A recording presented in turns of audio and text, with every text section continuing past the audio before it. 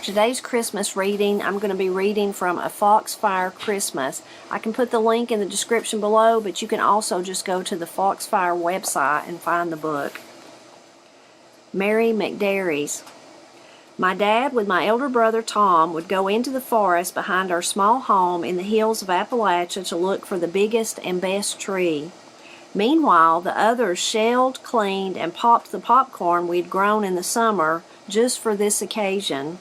After it was popped, the smaller children were given the duty of stringing the simulated garland. Now it was time to make the ornaments. Take some flour, yeast, milk, and various food coloring, all in direct proportion to one another. Shape your dough to the desired figure, then paint with food coloring for effect. Stick in the oven until desired hardness. You have made your beautiful tree ornaments without even leaving home.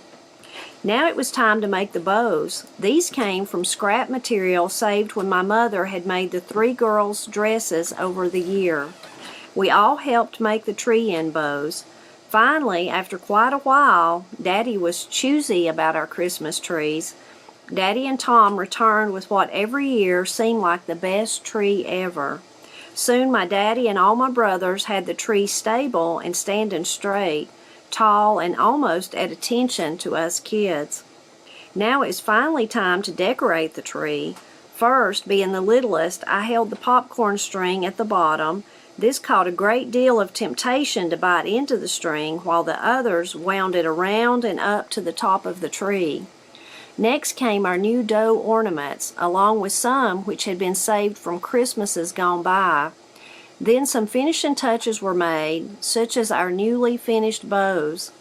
The tree trimming was a special part of our Christmas when I was a little girl. It's still special to me today, but back then it was untainted.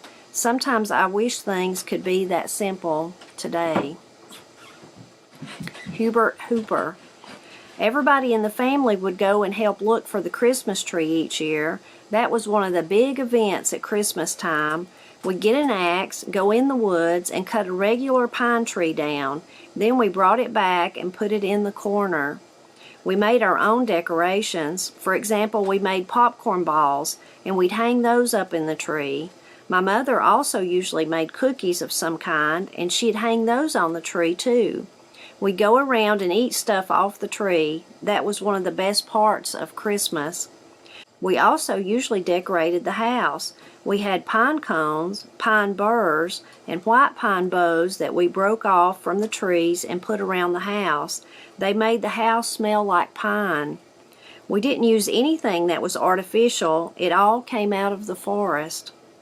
And we put mistletoe over the door so everybody that came in the door would get kissed. That was the old-fashioned way of greeting people at Christmas time. Louise Hooper. All we had was a tree, but we never did make our own popcorn decorations or anything like that because my mother kept a really clean house and she didn't want us messing around in the kitchen much. We didn't have any lights either. We had things that we made out of crepe paper. Edith Cannon. Sometimes, to add a little bit more decoration to our Christmas tree, we would take Sears Roebuck catalogs and cut some strips of paper and take flour and water and mix it up to make a paste. That's the only kind of glue we had. We cut those strips and glue them and make chains. Icy Rickman.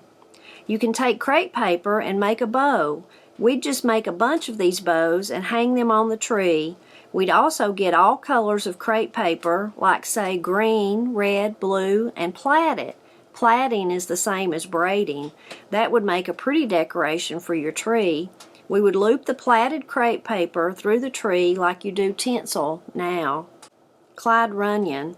Sometimes we'd take pine cones and wrap them in aluminum foil and make balls out of them. Make a rope out of popcorn. Wasn't no factory-made stuff on the tree yet. Everything they put on the tree, they made it. Put little dolls and stuff on the trees, little stars made of tin.